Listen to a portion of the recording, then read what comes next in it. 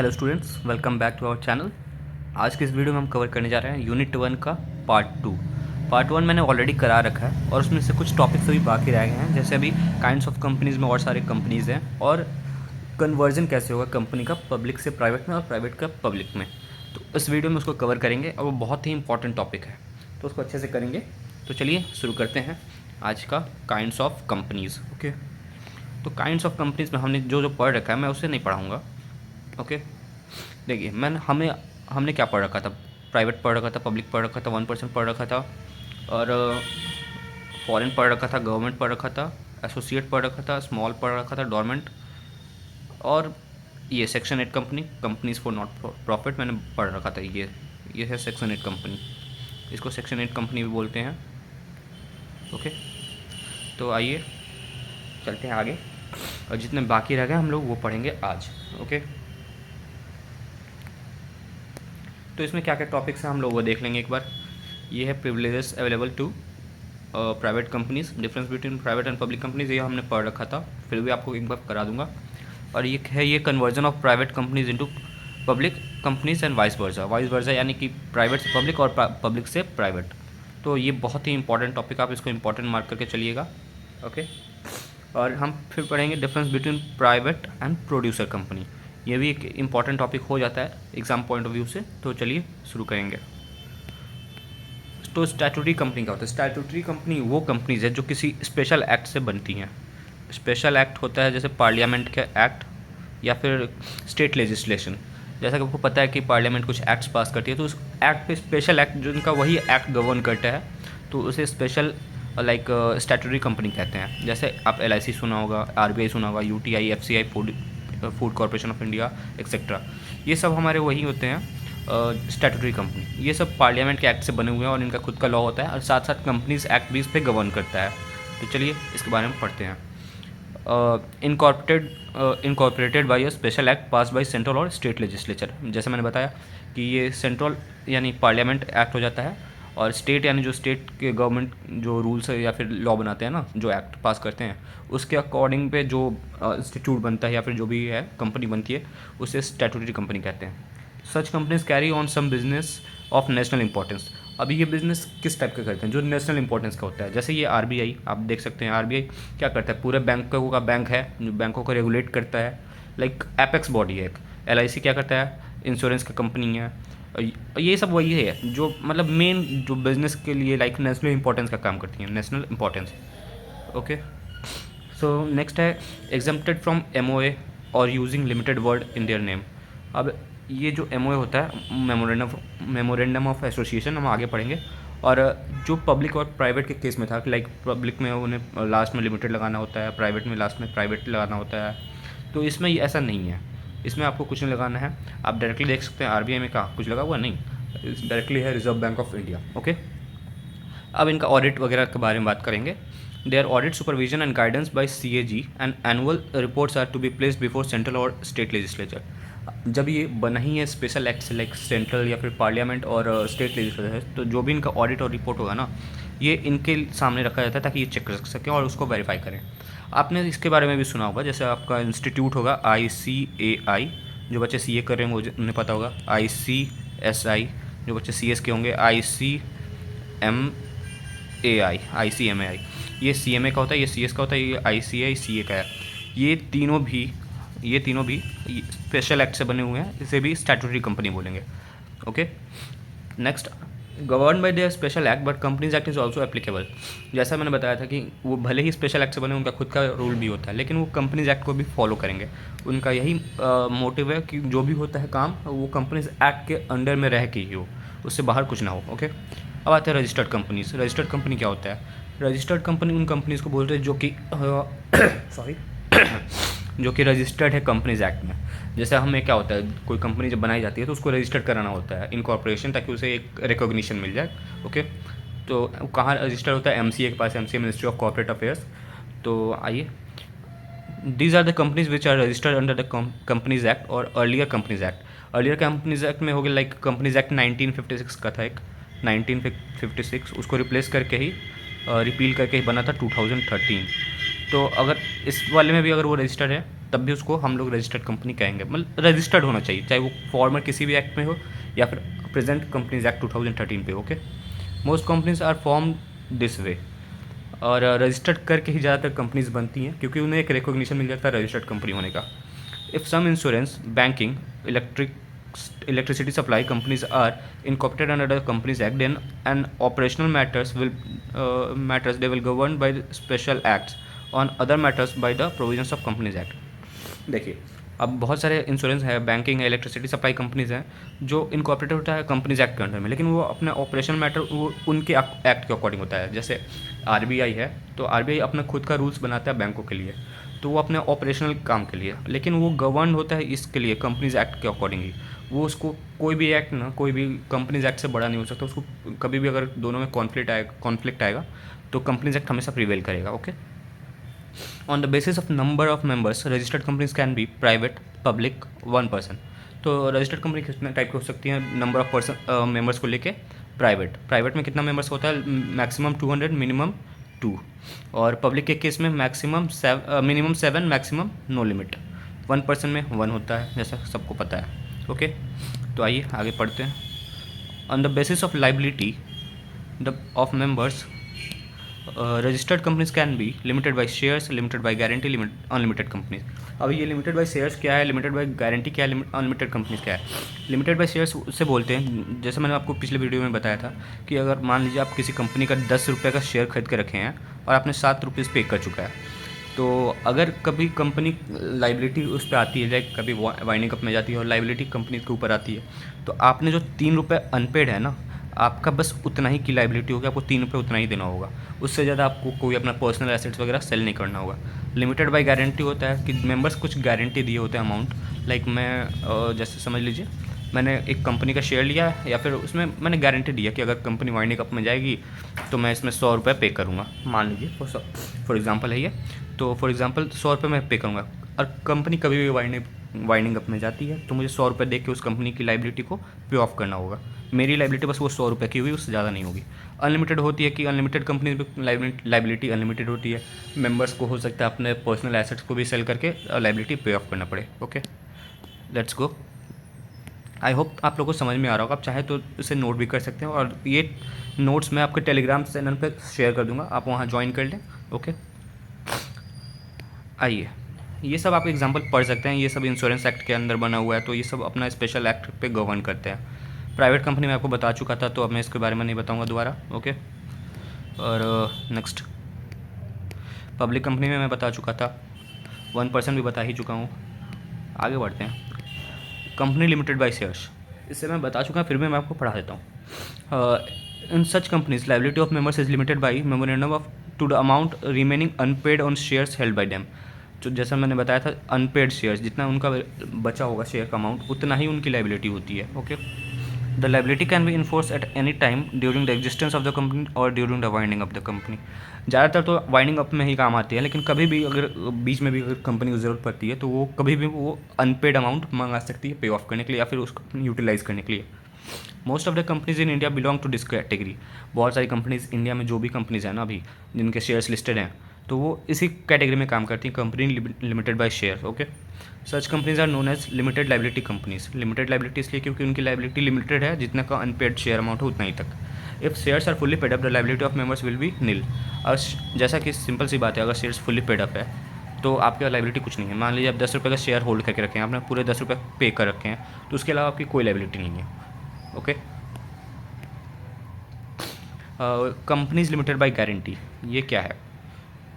आइए इसको देखते हैं। लाइबिलिटीज़ इसमें क्या होता है ना, जैसे कि आप गारंटी देते हैं कुछ अमाउंट, मैंने आपको बता चुका हूँ पहले भी, तो उतना ही तक आपकी लाइबिलिटी होता है और ये हमेशा वाइंडिंग अप के टाइम पे ही होता है। और इसमें आपको बीच में आपको नहीं मंगा सकता कि आपने इतनी गारंटी दी है तो गारंटी की अमाउंट आप पे कीजिए, ये कभी भी होगा तो वाइंडिंग अप के टाइम में। आइए पढ़ते हैं। In such companies, liability of members is limited by memorandum to the amount guaranteed by them, such amount as they have respectively undertaken to contribute to assets of the company to meet the deficiency at the time of its winding up। देखिए winding up लिखा हुआ है कि इसका कभी भी काम आएगा तो वाइंडिंग अप में आएगा। This liability guarantee can be enforce demanded only at the time of winding up and not before. ये पॉइंट को याद रखिएगा, कभी भी अगर जो भी गारंटी वाली कंपनीज है उसमें सिर्फ वाइंडिंग अप के टाइम ही मंगाया जा सकता है, उसके पहले अगर कंपनी चाहे कि वो गारंटी वाली अमाउंट मंगा ले तो वो नहीं हो सकता है। Non trading companies formed for the promotion of art, science, commerce, sports, culture etcetera are incorporated as guarantees companies. जैसे कि देखिए ये क्या होता है, नॉन ट्रेडेड जैसे कोई भी कंपनी होता है सेक्शन 8 कंपनी, सेक्शन 8 यानी वही नॉट फॉर प्रॉफिट ऑर्गेनाइजेशन, ये आर्ट साइंस को प्रमोट करता है, कॉमर्स को प्रमोट करता है, स्पोर्ट्स कल्चर ये सब को प्रमोशन के लिए जो बना होता है उसे सेक्शन 8 कंपनीज बोलते हैं। और इसमें ज़्यादातर होता है कि गारंटी वाली कंपनीज होती हैं, companies limited by guarantee, section 8 जितनी भी कंपनीज होती हैं यही होती हैं। Okay, memorandum of association of such companies states that what amount each member has guaranteed and this amount may differ from member to member.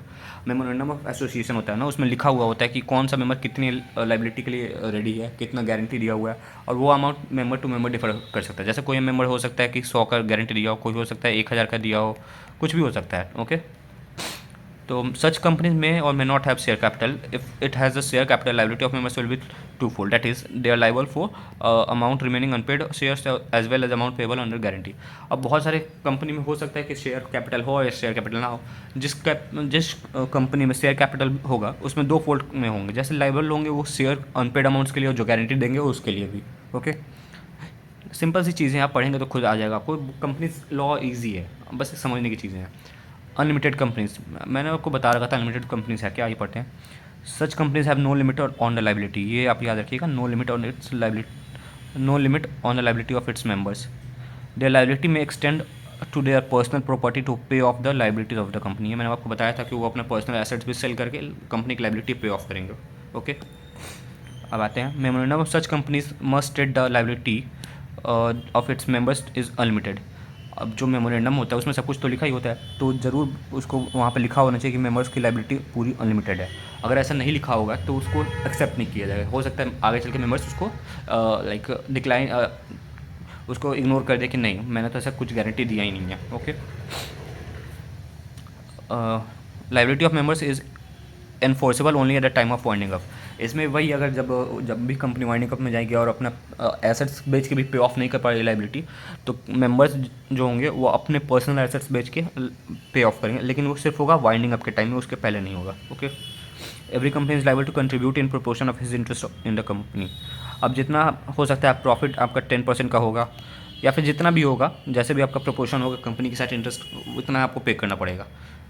इसमें वैसे कोई डिफाइंड नहीं है, लेकिन अनलिमिटेड होती है आपकी लाइबिलिटी, इतना तो है। ओके, सच कंपनीज है वेरी रेयर।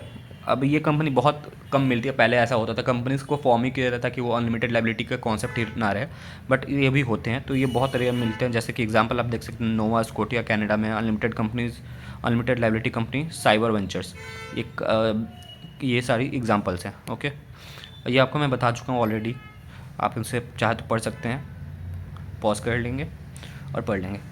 अब आते हैं फॉरेन कंपनीज भी मैं आपको बता चुका हूँ, तो इसे भी मैं नहीं बताने वाला। गवर्नमेंट कंपनी ये भी मैं बता चुका हूँ, आप चाहे तो मेरे पिछले वीडियो देख सकते हैं, उसमें सब कुछ डिस्कस किया हुआ है मैंने इसके बारे में। Okay, holding and subsidiary company, ये बहुत ही इंपॉर्टेंट टॉपिक है, आइए इसके बारे में जानते हैं। तो होल्डिंग कंपनी क्या होता है, देखिए होल्डिंग कंपनी होता है ना जिसके पास लाइक 50% वोटिंग पावर होता है। जैसे एक आपको एग्जांपल के थ्रू समझाता हूँ। समझ लीजिए एक कंपनी है, कंपनी एक्स, और उसमें और एक कंपनी है कंपनी वाई। तो इस कंपनी का इसमें 50% कंट्रोल है, 50% इस कंपनी का शेयर इसके पास है, एक्स के पास। ओके, तो क्या होता है कि ये जो है ना, ये कंपनी इसकी सब्सिडरी हो गई, और अगर ये प्राइवेट कंपनी भी है और ये पब्लिक कंपनी है तो इसको भी पब्लिक कंपनी मान लिया जाएगा, क्योंकि 50% इसका कंट्रोल है, या फिर बोर्ड ऑफ कंपोजिशन में डायरेक्टर्स में ये भी कंट्रोल करता है। ओके, आइए इसको हम अच्छे से पढ़ के समझते हैं। Holding company is one which exercise control over the other company. तो ये इसका कंट्रोल इस पे है, इसका डिसीजन, इसका जो भी हो रहा है इसके अकॉर्डिंग चल रहा है, तो इसको हम लोग इसकी होल्डिंग कंपनी कहेंगे। ओके, तो एक होल्डिंग कंपनी हो जाएगी, Y subsidiary company. This control में भी by virtue of either controlling the composition of board, जैसे मैंने बताया कि इसमें जो बोर्ड ऑफ डायरेक्टर्स होते हैं BOD, तो ये एक्स कंपनी जो है होल्डिंग कंपनी, सब्सिडरी कंपनी में वो बोर्ड के कंपोजिशन को कंट्रोल करता है, लाइक उसके भी मेंबर्स होते हैं बोर्ड ऑफ डायरेक्टर्स इस कंपनी में ऑफ अदर कंपनी, और because of controlling either itself और together with its subsidiaries more than half 50% of total voting power of the other company. और इस कंपनी के टोटल 50% वोटिंग पावर इसके पास है, तो ये एक्स कंपनी कहलाएगी होल्डिंग कंपनी और वाई हो जाएगी सब्सिडरी कंपनी। ओके, मैं इसको थोड़ा क्लीन कर देता हूँ। Okay, a company which is subsidiary of a subsidiary company shall also be a subsidiary company of the holding company. अब देखिए ये समझिए क्या कह रहा है। अब इसकी भी कोई अगर सब्सिडरी होगी, जैसे मान लेते हैं ये जेड हो गया, और इसकी भी कोई सब्सिडरी होगी, तो ये ऑटोमेटिकली एक्स की भी सब्सिडरी हो जाएगी। ठीक है, जैसे समझ लेते हैं एक आपने पहले पढ़ा होगा, if A equals to B, B equals to C, then A equals to C, तो वैसा ही है, समझ गए। चलिए मैं इसको क्लीन कर देता हूँ। A private company which is subsidiary of public company will be deemed to be public company. ये मैंने आपको पहले ही बताया। जैसे एक सॉरी एक प्राइवेट कंपनी है, समझ लीजिए कोई भी कंपनी है, और एक पब्लिक कंपनी है। ओके, अगर प्राइवेट कंपनी सब्सिडरी है किसी पब्लिक कंपनी की, ये होल्डिंग कंपनी हो गई, और ये प्राइवेट कंपनी सब्सिडरी कंपनी। अगर ये सब्सिडरी कंपनी पब्लिक कंपनी की सब्सिडरी है, तो इसको भी भले ये प्राइवेट है लेकिन इसको deem to be public company का मतलब है इसको पब्लिक कंपनी मान लिया जाएगा, क्योंकि ये पब्लिक कंपनी की सब्सिडरी है। Okay, a subsidiary company is prohibited from holding shares in the holding company. अब अगर ये कंपनी चाहे तो इसमें शेयर्स तो होल्ड की है क्योंकि उसके पास 50% ऑफ द पावर है, लेकिन अगर ये चाहे कि इसमें मैं शेयर्स होल्ड कर लूँ पब्लिक कंपनी में, तो ये नहीं कर सकती। मतलब अपने होल्डिंग कंपनी में सब्सिडरी कंपनी कभी भी शेयर्स होल्ड नहीं कर सकती है। मैं आपको समझाता हूँ अच्छे से। जैसे ये प्राइवेट कंपनी है, या फिर प्राइवेट नहीं, इसको हम कोई भी कंपनी हो सकती है, जैसे XYZ है। ओके, और यहाँ पे ABC है। ABC हो गया आपका होल्डिंग कंपनी H, और ये हो गया सब्सिडरी कंपनी। ये इसका तो कंपोजिशन ऑलरेडी है 50% ऑफ वोटिंग पावर, तभी तो उसके पास शेयर कंट्रोल है। एंड अब ये चाहे सब्सिडरी कंपनी की होल्डिंग कंपनी में शेयर खरीद ले तो ये नहीं कर सकती है। यही ये लाइन में लिखा हुआ है, subsidiary company is prohibited from holding shares in the holding company. ठीक है, और ये section 19 of the companies act 2013 में दिया हुआ है। ओके, 2013 आप ये कंपनीज एक्ट में बहुत कुछ प्रोविजंस है, आप लोग को तो बहुत कम में पढ़ाया जा रहा है, आगे चल के आपको बहुत कुछ पढ़ना है इसमें। अगर आप CA में कुछ कर रहे हैं तो उसमें तो सब कुछ डिटेल में पढ़ाया जाएगा आपको। आइए, as per section 129 subsection 3, every holding company is required to prepare in addition to its own financial statements a consolidated financial statement of the holding company together with all its subsidiaries to present the picture of the group as whole। अब देखिए जैसा कि आपको पता होगा सारे companies को अपने फाइनेंशियल स्टेटमेंट्स फाइल करना होता है। तो एक तो अपना खुद का होल्डिंग कंपनी जो होगा वो अपना खुद का फाइनेंशियल स्टेटमेंट बनाएगा, ओन फाइनेंशियल स्टेटमेंट, और एक बनाएगा कॉन्सोलिडेटेड उसमें दोनों का मिक्सचर, होल्डिंग कंपनी का भी और साथ साथ उसके जितने भी सब्सिडीज होंगे उन सब का एक साथ एक कॉन्सोलिडेटेड फाइनेंशियल स्टेटमेंट बनाएगा ताकि वो प्रेजेंट कर सके as a group.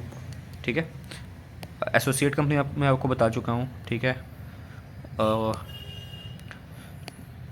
Small company मैंने आपको बता चुका हूँ। यहाँ स्मॉल कंपनी में एक आपको करेक्शन करना होगा, अभी भी बता दूँ, मैं पहले बता चुका हूँ। यहाँ पे होगा कि पेड अप शेयर कैपिटल इसका 50 लाख नहीं, ये चेंज हो चुका है, अमेंडमेंट से आया है, 4 crore which should not exceed 10 crore. ठीक है, और यहाँ पे 4 करोड़ सॉरी ये टर्नओवर इसका होगा 40 करोड़, टर्नओवर इसका 40 करोड़ का होगा। ओके, तो ये आपको याद रखना होगा। स्मॉल कंपनी 440 ऐसे याद रखिए, 440। तो इसका paid up share capital minimum मतलब मैक्सिमम हो सकता है 4 करोड़, और ये turnover should not exceed 40 crore. Okay, however a holding or subsidiary company, a licensed company or a government company governed by any special act will not be regarded as a small company even if its capital or turnover is prescribed limits। देखिए इसमें इस line को मैं आपको explain कर देता हूँ।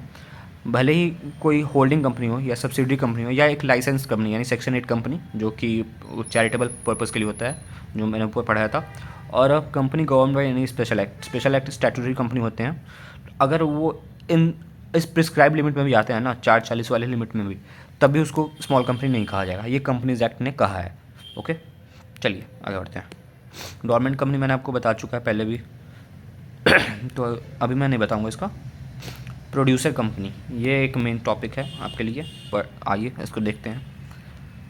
तो प्रोड्यूसर कंपनी क्या है, पहले इसका डेफिनेशन हम लोग पढ़ेंगे। Producer company come into existence either by incorporation under Companies Act as a private limited company or by conversion of existing cooperatives into limited private limited companies on optional basis. These companies work on cooperative principles, mutual assistance, patronages, and limited return, and their names must end with producer company limited. So producer company का पहले ये है कि कोई भी producer company अगर registered होता है तो उसको उसके नेम को प्रोड्यूसर कंपनी लिमिटेड लास्ट में एंड होना चाहिए। जैसे आप XYZ प्रोड्यूसर कंपनी लिमिटेड ऐसा होना चाहिए, producer company limited. Okay,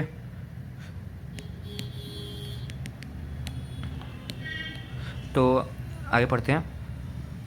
These companies enable farmers and primary producers to formulate collective production and marketing strategies, negotiate better terms with buyers, buy inputs and fertilizers in bulk, and receive technical guidance at their doorsteps.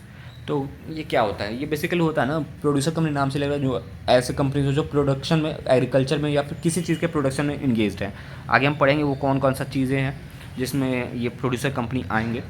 आइए, अ producer company, आइए अब इसको पढ़ते हैं, ये important है। A producer company is a hybrid between a cooperative society and a private limited company and this enjoys advantage of limited company with minimal administrative control of the government. अब ये क्या है? एक प्रोड्यूसर कंपनी ना एक दोनों का hybrid है, एक कोऑपरेटिव सोसाइटी का भी, प्राइवेट लिमिटेड का भी। कोऑपरेटिव सोसाइटीज़ क्या होती हैं? जो कि एक बहुत सारे लाइक मेंबर्स मिल के एक सोसाइटी बनाती हैं अपने म्यूचुअल बेनिफिट के लिए। इसमें भी वही चीज़ है, ये म्यूचुअल बेनिफिट के लिए बनता है। ओके, आइए अब इसमें देखते हैं है क्या क्या। The members of a producer company must necessarily be primary producers. जैसे कि मैंने बताया ये प्रोड्यूसर्स हैं, तो इसमें क्या होगा? Person engaged in an activity such as add agriculture, bee farming, cattle rearing, dairy farming, floriculture, horticulture, handloom, handicraft, cottage etcetera. तो ये जितने भी ये प्रोडक्शन वाली चीज़ें हैं, तो प्रोड्यूसर कंपनी को हमेशा इस सब में इंगेज होना चाहिए। A minimum of 10 individual producers or 2 producer institutions or any combination of them can form a producer company। तो प्रोड्यूसर कंपनी बनाने के लिए क्या होना चाहिए? मिनिमम 10 इंडिविजुअल प्रोड्यूसर्स, यहाँ आप देख सकते हैं लिखा हुआ मिनिमम 10 इंडिविजुअल प्रोड्यूसर्स, या फिर मिनिमम 2 प्रोड्यूसर इंस्टीट्यूशंस। अगर 2 प्रोड्यूसर इंस्टीट्यूशन होता है कि जो कंपनीज होती हैं लाइक वो होना चाहिए, और minimum 10 individual producers, individual single person, तब जाके ये प्रोड्यूसर कंपनी बन सकता है, उसे रजिस्टर कराया जा सकता है। Okay, but despite being incorporated as a private company there is no limit on maximum numbers of the members.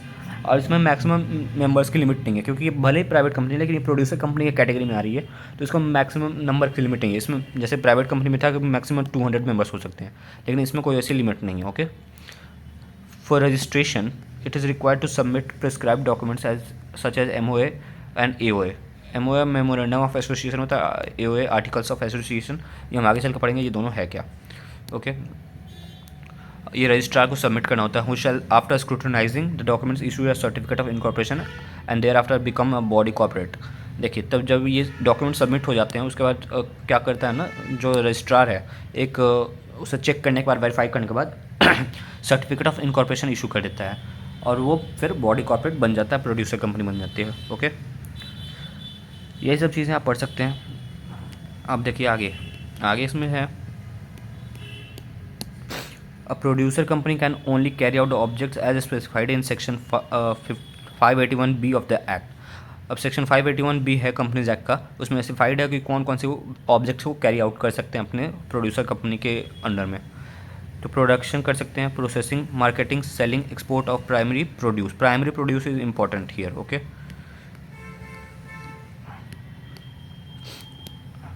of its members, manufactures, sale, supply of machinery, requirements, consumables to its members, providing technical consultancy service to members, providing financial credit। मतलब जो भी होगा ना ये अपने members को ही करेंगे, ये जो जितने भी कुछ करेंगे, इलेक्ट्रिसिटी, वाटर, सब कुछ मेंबर्स के, टू इट्स मेंबर्स, इसके अलावा किसी को नहीं करेंगे। जो इसके मेंबर्स होंगे उनके लिए होता है। ओके,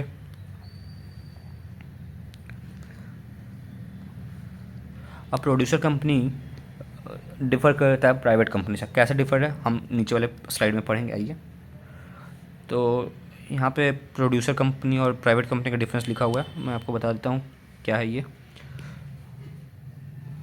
ये है प्राइवेट कंपनी, इसमें दिख नहीं रहा, सॉरी कट हो गया है, प्राइवेट, और ये प्रोड्यूसर है।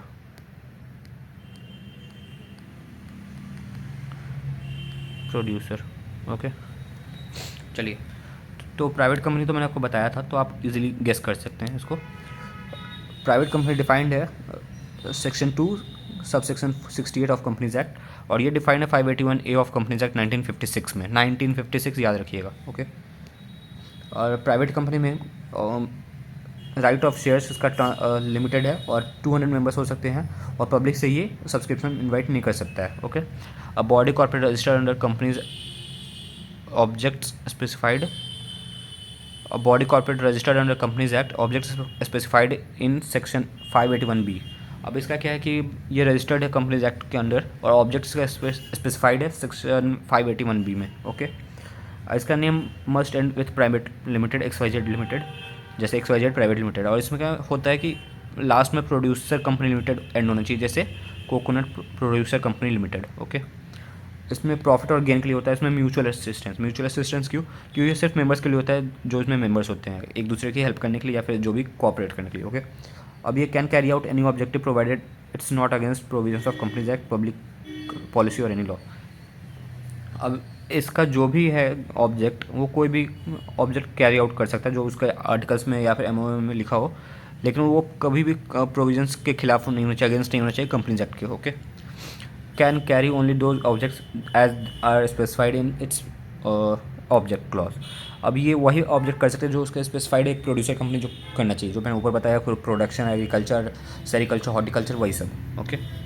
इसमें मिनिमम 2 मेंबर्स होते हैं, जैसा कि बताया था मैंने, मिनिमम 2 मेंबर्स, मैक्सिमम 200। और इसमें मिनिमम 10 इंडिविजुअल्स और मिनिमम 2 प्रोडक्शन इंस्टीट्यूट, मैक्सिमम में कोई लिमिट नहीं है। और इसमें मेंबर्स ज़रूरी नहीं है कि सिर्फ उसी सेम एक्टिविटी में इन्वॉल्व हो, लेकिन इसमें मेंबर्स प्रोड्यूसर ही होना चाहिए, प्राइमरी प्रोड्यूसर्स, ओके। इसमें मिनिमम 2 डायरेक्टर्स चाहिए और maximum age fix by OA, तो इसमें 15 होती हैं, और इसमें 5 और इसमें maximum 15, okay. Voting rights of members are in proportion to the paid up share capital held by them.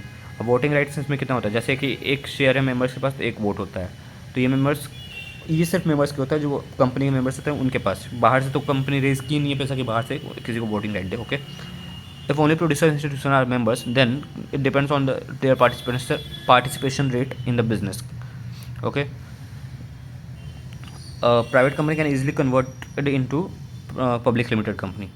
Producer company can never become a public company.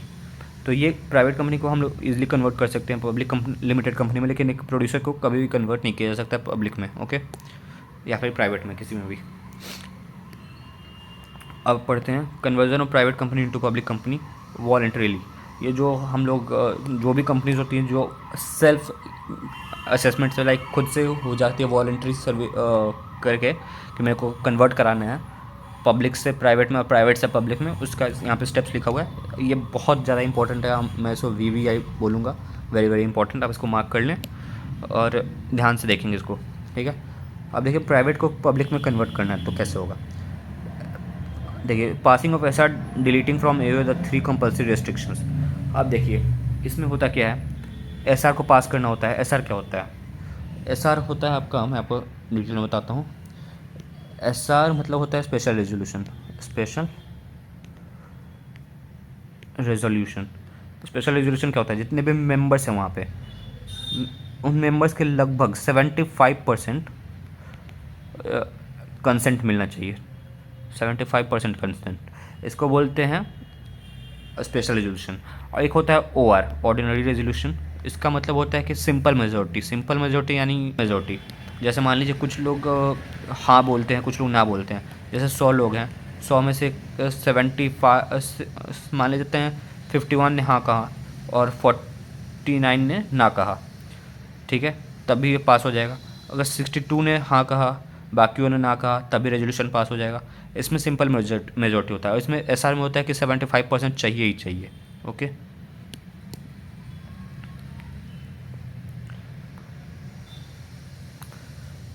Filing with ROC the copy of SR and copy of altered.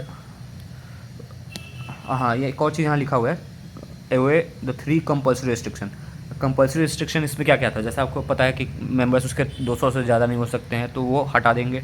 और वो उसके AOA में लिखा होता है कि वो shares को फ्रीली ट्रांसफर नहीं कर सकते, तो वो क्लॉज हट जाएगा।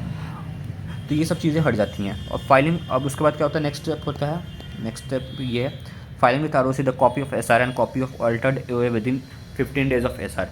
जब एक मीटिंग में ये डिसाइड हो जाएगा कि कब एसआर पास हो जाएगा जब, तो उसको हम लोग क्या करते हैं कि आरओसी होता है registrar of company. Registrar of company क्या होता है, रजिस्ट्रार ऑफ कंपनीज़। तो रजिस्ट्रार ऑफ कंपनी क्या करता है कि ये सारे कंपनीज़ का रिकॉर्ड्स रखता है। तो हम लोग उसे फाइल करेंगे एसआर, अपने एसआर की कॉपी जो जिसमें पास हो जाएगा रजिस्ट्रेशन, और एक ऑल्टर्ड एओए जो हम लोग यहाँ पे चेंजेस करेंगे ना एओए में, इसके चेंजेस की copy with in 15 days of SR. जब एसआर पास हो जाएगा उसके विद इन 15 डेज़ में आरओसी के साथ ये फाइल करना है। ठीक है, नेक्स्ट स्टेप आता है ये, companies become public from date of passing SR altering AOA.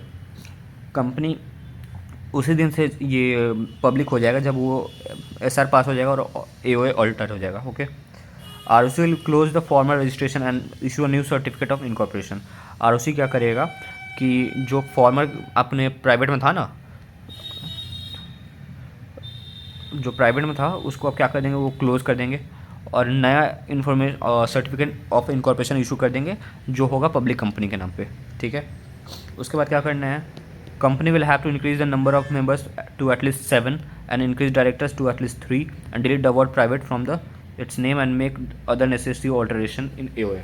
अब देखिए, प्राइवेट कंपनी के केस में क्या था कि मिनिमम 2 मेंबर्स होते हैं, तो उसको, अब पब्लिक कंपनी के केस में होता है कि मिनिमम 7, तो इसको बढ़ा के वो 7 करेंगे। And then number of directors को मिनिमम 3 होना चाहिए पब्लिक में, तो वो करेंगे। और ये प्राइवेट लिमिटेड को वर्ड को हटा के यहाँ पे पब्लिक लिमिटेड लिखेंगे, अब पब्लिक लिमिटेड। ओके, और दूसरा भी, और भी जो भी ऑल्टर करना हो वो नेसेसरी ऑल्टरेशन इसमें कर देंगे। आइए आगे बढ़ते हैं, अब ये देखते हैं अब पब्लिक से प्राइवेट में जाना हो तो कैसे होगा।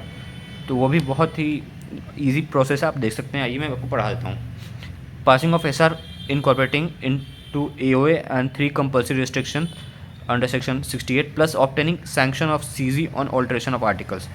तो पब्लिक कंपनी को अगर प्राइवेट में चेंज करना होता है ना, तो उसमें थोड़े से रिस्ट्रिक्शंस आते हैं, क्योंकि पब्लिक में शेयर्स लिस्टेड होते हैं, उसमें मेंबर्स ज़्यादा होते हैं, तो उसको मेंबर्स को रिस्ट्रिक्ट भी करना होता है। तो हमें सीजी यानी सेंट्रल गवर्नमेंट से परमिशन लेना होता है। ओके, ताकि वो अपने आर्टिकल्स में ऑल्टरेशन कर सकें। आर्टिकल्स ऑफ एसोसिएशन को चेंज करना ही पड़ेगा, क्योंकि दोनों के आर्टिकल्स डिफरेंट होते हैं और कुछ कंपल्सरी रिस्ट्रिक्शंस होते हैं, उसको लगाना पड़ता है। ओके, आइए, filing with ROC the copy of SR within 15 days of SR plus copy of altered and approval letter of CG within 15 days of approval.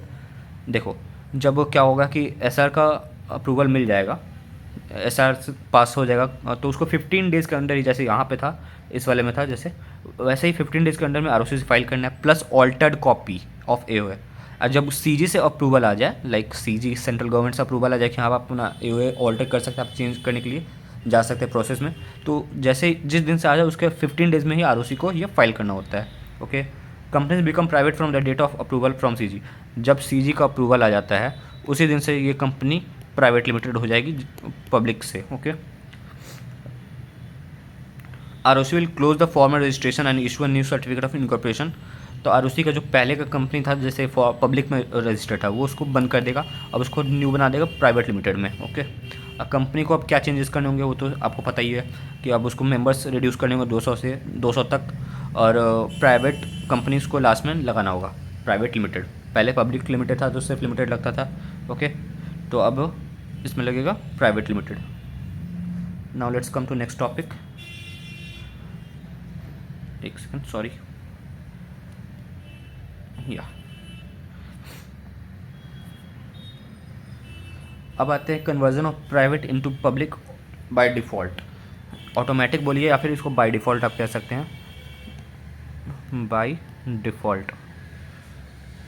अब ये कैसे होता है, जब कोई भी कंपनीज किसी भी लाइक कंपनीज एक्ट का या फिर कोई भी एक्ट का कॉन्ट्रवेंशन करते हैं और फ्रॉडेंट एक्टिविटी में इन्वॉल्व हो जाते हैं। जैसे प्राइवेट कंपनी को क्या होता है, प्राइवेट कंपनी अपने शेयर्स को इशू नहीं कर सकती है, पब्लिक से पैसा रेज नहीं करती है, लेकिन फिर भी इसके अगेंस्ट जाके वो ऐसा काम करती है। तो जो हमारा सीजी है या फिर सेंट्रल गवर्नमेंट या फिर आरओसी है, वो उसको बाय डिफ़ॉल्ट उसको चेंज कर देगा पब्लिक कंपनी में, क्योंकि उसने कॉन्ट्रावेंशन किया है वो रूल्स का, वो लॉ का। ओके, और हो सकता है तो उस पर फाइन लग सकता है। Okay, now let's go. Private company conversion into public company. अब प्राइवेट कंपनी अगर ऐसा कॉन्ट्रवेंशन करती है तो कैसे क्या होता है, आइए। Takes place by operation of law and such company is not required to comply with any legal formalities as prescribed for deliberate conversion. अब देखिए ये ऑपरेशन ऑफ लॉ से होता है और उसको कोई भी वो फॉर्मेलिटी नहीं करनी पड़ेगी जो मैंने ऊपर वाले बताया था डेलिबरेट करने में।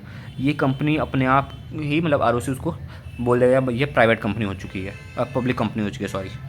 Okay, takes place when a private company makes default in complying with the restrictions specified in section 268 of the act if its membership exceeds 200 or it allows free transfer of shares and invite public subscription of shares।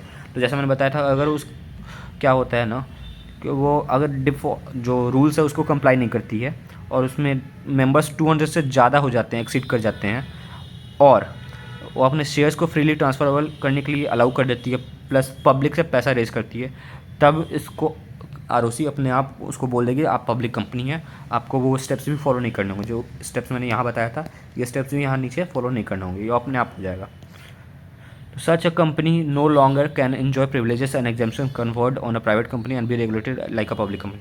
अब पहले company के पास private company के पास बहुत सारे privileges होते हैं, अब वो नहीं मिलेगा उसे, अब ये सीधा हो जाएगा पब्लिक कंपनी और पब्लिक कंपनी के राइट्स को ये एंजॉय कर सकता है। हाउएवर इफ ट्रिब्यूनल एनसीएलटी होता है, एनसीएलटी क्या होता है, नेशनल कंपनी लॉ ट्रिब्यूनल। इसमें होता है जो भी कंपनी के केसेस आते हैं यहाँ पे डिस्कस होते हैं, वो कोई नॉर्मल से केसेस में कोर्ट्स में डिस्कस नहीं होते हैं।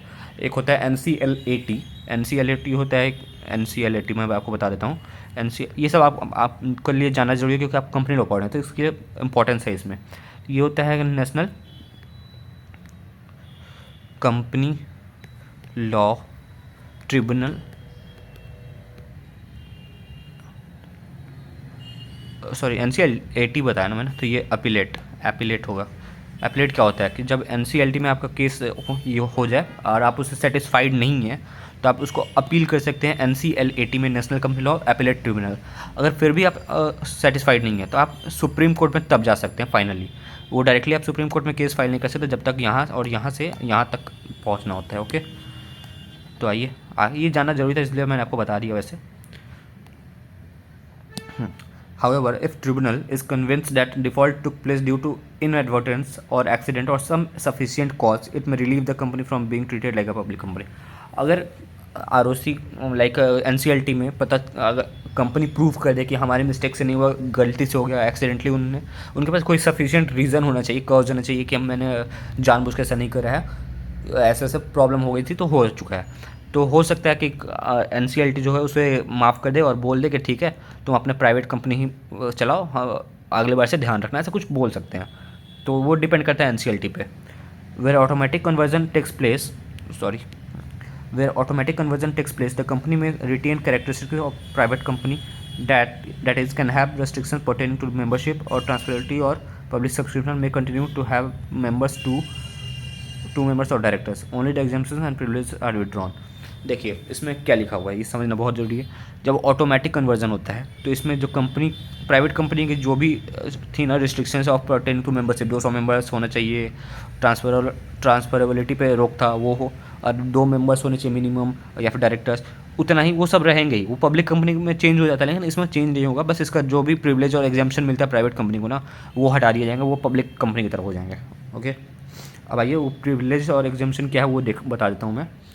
ओनली 2% में form themselves into a private company, ये तो बताया ही था, मिनिमम 2 होना चाहिए। May work with only 2 directors, minimum 2 directors होते हैं, ये भी मैंने बताया था। It can allot shares without receiving the minimum subscription. Public company के केस में क्या होता है जब वो शेयर रेज करती है पब्लिक से उसे कम से कम 90% उसको सब्सक्रिप्शन आना चाहिए, तभी जाके वो शेयर रेज कर पाती है। अगर उसके पास 90% सब्सक्रिप्शन नहीं आता मिनिमम तो उसे सारे पैसे को रिफंड करना होता है। Okay, it is not required to prepare and file prospectus registrar. अब पब्लिक कंपनी को क्या होता है ना, प्रोस्पेक्टस क्या होता है कि एक इनविटेशन होता है पब्लिक को इनवाइट करने के लिए, हम लोग प्रोस्पेक्टस इशू करते हैं पब्लिक कंपनी ताकि वो पैसा रिसीव कर सकें उनसे। तो इस केस में प्राइवेट कंपनी का जो प्रिविलेज है कि आप प्रोस्पेक्टस इशू करे बिना भी अपने मेम्बर्स से पैसा रेज कर सकते हैं, उन्हें शेयर दे सकते हैं। ओके, सिर्फ मेम्बर्स को यहाँ पर शेयर मिलता है प्राइवेट कंपनी में। Directors of private company are not required to retire by rotation, all its directors can be permanent. अब पब्लिक कंपनी के केस में क्या होता है कि एक रिटायर बाय रोटेशन का कॉन्सेप्ट है, जैसे फर्स्ट इन फर्स्ट आउट वाला होता है कि जैसे ये आगे मैं आपको बता दूंगा, इसमें रिटायरमेंट होता है रोटेशन से, जो ये पहला आया तो ये लास्ट में रिटायर होगा, दूसरा आया तो उसके बाद रिटायर हो गया, ऐसा होता है, ठीक है। तो लेकिन इस प्राइवेट कंपनी के केस में ऐसा कुछ नहीं होता, उसके डायरेक्टर्स परमानेंट हो सकते हैं, okay. It is not required to appoint independent directors, women directors, small share holder directors. अब इस केस में प्राइवेट कंपनी को इंडिपेंडेंट डायरेक्टर अपॉइंट करने की कोई ज़रूरत नहीं होती है, वुमेन डायरेक्टर भी नहीं कर सकती है अपॉइंट चाहे तो, और स्मॉल शेयर होल्डर्स तो बिल्कुल नहीं, क्योंकि इसमें शेयर होल्डर्स है ही नहीं, तो small share holder directors appoint करने की कोई ज़रूरत नहीं होती है। स्मॉल शेयर होल्डर डायरेक्टर्स वो डायरेक्टर्स होते हैं ना, जिसके बहुत सारे कंपनीज में छोटे छोटे शेयर होल्डर्स होते हैं जिनका अमाउंट 20,000 तक होता है, मिनिमम 20,000 वो होल्ड करते हैं, और वो 1/3 होते हैं पूरे शेयर होल्डर के, 1/10 होते हैं स्मॉल शेयर होल्डर्स, लाइक 20,000 जिनके पास शेयर्स है। तो वो चाहे तो खुद से बोल सकते हैं कंपनी में कि आप स्मॉल शेयर होल्डर्स एक हमारे लिए डायरेक्टर रखिए जो हमें रिप्रेजेंट करे, या फिर कंपनी खुद वॉलंटरीली अपॉइंट कर देगी स्मॉल शेयर होल्डर डायरेक्टर इन्हें रिप्रेजेंट करने के लिए, ओके। ये सब चीज़ें मैं आपको बाद में बताऊंगा, लेकिन अभी भी बता दे रहा हूँ ताकि यहाँ पे आ रहा है तो आप कंफ्यूज ना हो कि होता क्या है। It may bye it's AOA provide special disqualification for appointment of directors. अब देखिए, कंपनी में बहुत सारे डिस्क्वालिफिकेशन होते हैं डायरेक्टर कि ये आदमी डायरेक्टर नहीं बन सकता है, बहुत सारे रीजंस होते हैं उसमें कि वो डिस्क्वालीफाइड बाय लॉ ना हो, या फिर कभी जेल ना गया हो, ऐसा बहुत सारे होता है। तो वो सिर्फ पब्लिक कंपनी के केस में जो कंपनीज एक्ट में लिखा हुआ है, लेकिन प्राइवेट कंपनी अपने से भी कुछ AOA में डाल सकती है, अपने से जो कुछ क्लॉज चाहे कि मुझे ऐसा ये आदमी नहीं चाहिए, अपने अपॉइंट नहीं कर सकते डायरेक्टर्स। पब्लिक कंपनी के केस में AOA में छूट होती है, वो अपने से कुछ भी डाल सकते हैं जो लॉ को कॉन्ट्रावेंट ना करे, वैसा कुछ। No restriction on payment of remuneration to directors, managing directors etcetera. अब यहाँ पे क्या होता है, पब्लिक कंपनी के केस में रेस्ट्रिक्शन होता है कि इतना % प्रॉफिट का हम लोग देंगे सैलरी डायरेक्टर्स को, लेकिन इसमें कोई रेस्ट्रिक्शन नहीं होती है, प्राइवेट कंपनी जितना चाहे उतना दे सकती है, ये उनके पास प्रिविलेजेस है। ये सब आप याद कर लीजिएगा, क्वेश्चन आ सकते हैं, privileges available to exemption of private company और exemptions of a private company. Privileges से बोलिए या फिर एग्जाम्पशंस बोलिए, दोनों की चीज़ें। अब पढ़ते हैं आगे। Exempted from constituting committees like audit committee, nomination and remuneration committee.